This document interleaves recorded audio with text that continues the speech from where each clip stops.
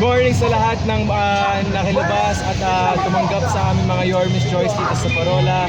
Good morning po sa inyo at nakakataba po ng puso sa inyong mainit po na tanggap. Kaya maraming salamat po at sana pumunatan po kayo. Nababalik na po ang mga Your Miss Choice at siyempre po si Your Miss Comparero Dumagoso. Alright.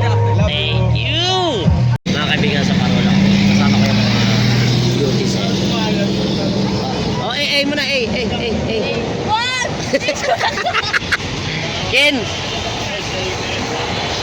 Friend! Ano masabi mo, friend? Ano masabi mo? Eh. Boring na boring.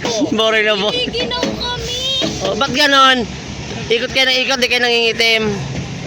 Diba? Ano sekreto? Okay, di ba? Diba? Parang kulisyon pa. Kulisyon pa yung kulay ko. Kami dito. So, si Maki daw, may ginagawa dyan, oh. Pero yan naman kami sa puti. Anong sabon?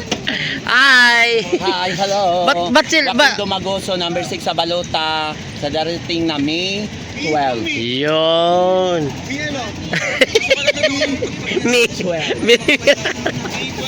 Katropa. Oh, ganito lang si Joaquin, oh. Sino? Ano na ka mo, Joaquin? Ano nangyayari dyan, Joaquin? Dapat ng jackpot. Kung si Joaquin nakaapak, ha? Jackpot. Jackpot na naman. Very good. Nakaiba. Nasa Parola pala tayo ngayon, no? Oo. Pero may nangyari kay Joaquin, eh. Oh. Serte. Oh. Kung si Joaquin, ano nangyari sa'yo? Nakaapat ako ng jackpot. Ibig sabihin doon, nakaapak ka na ng jackpot. Nanalo ka. Mananalo ka. Ganun pala yun. Pag nakatapak ng jackpot, swerte. Swerte! Oh. So yan mga kaibigan. Oo. Masubukan niya na rin makaapak ng jackpot. So ayan. So anyway, ayan. Oh, huwag niyo kalimutan. Kung si Joaquin, Dumagoso po.